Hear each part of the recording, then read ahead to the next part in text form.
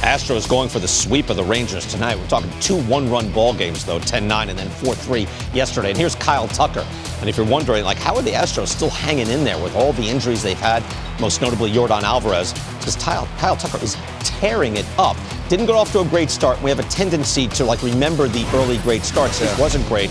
But if you want to go back, and StatCast is powered by Google Cloud, let's look at the quality of the contact since June 28th. So this is going into July. 473. Kyle Tucker is hitting the ball harder than anyone else and more consistently in baseball. Mookie Betts is there, Shohei Ohtani, Matt Olson. And if you look at the actual WOBA, those are the actual results. Tucker is also #1 in baseball in that span. If you do the whole season, he's 3rd in OPS plus. So he's got a 305 batting average. He's got this nice slash line, 385 on base, slugging 522. It's like superstar numbers. You just spent a weekend in Cooperstown with Fred McGriff.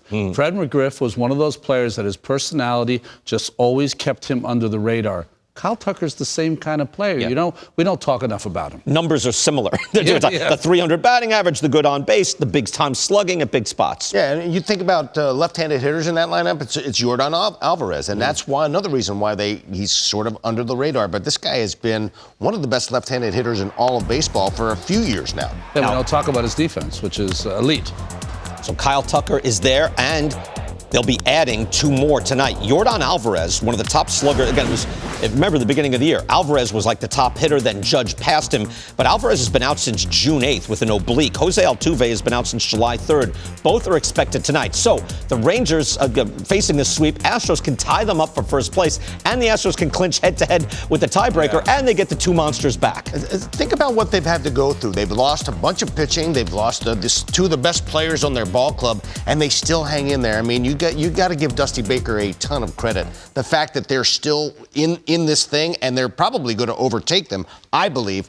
And I think there's no reason enough for them not to. You got to knock down the big dog, and I think the Rangers allowed them to stay in it, and they didn't knock them down early as they could have. And I think they're going to pay for it for a while. And the Astros have Framber Valdez going, one of the front runners for the Cy Young. That's quite a left-hander. Last year, remember, the Astros, before they went into the postseason and as a top seed, and they lose 1 game. So it wasn't easy, but they made it look easy. Remember, they were under the radar most of the year last year because the Dodgers had a gaudy win-loss record. Right. The Yankees had a gaudy win-loss record. So the Astros just, slow and steady this year as well. Yeah, to me, I mean, it's all about the pitching, but it's also the experience. When you start thinking about these are the World Series.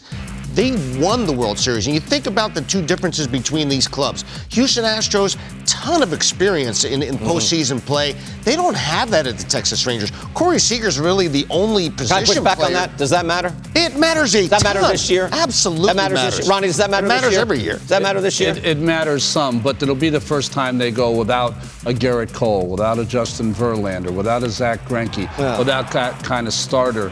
I don't know. Chapman's been in the playoffs. Seager's been in the playoffs. Chapman's not been very good in the playoffs. I just feel like I know Bruce Bochy's been there and done it, and I understand that. But my feeling is that the Astros are the big dog. You got to knock them off. And I think the Rangers, while they have a tremendous amount of talent, I love the mix of the veterans and the young players. Some of those young players have never been there, and a lot of the veterans, other than Corey Seager, he's the only one who's really been there. All right, I'm not buying that, but I will say, you don't have to buy it. No, we can disagree. There is an alchemy to putting different guys into a club. Sometimes the alchemy works, sometimes it doesn't. And we're talking about, Padres not quite working. Why doesn't that mesh together? The Rangers have meshed together this year. They're off to a fantastic start. They're still in very good shape. They are in good shape, and I do. I like what they have inside that clubhouse.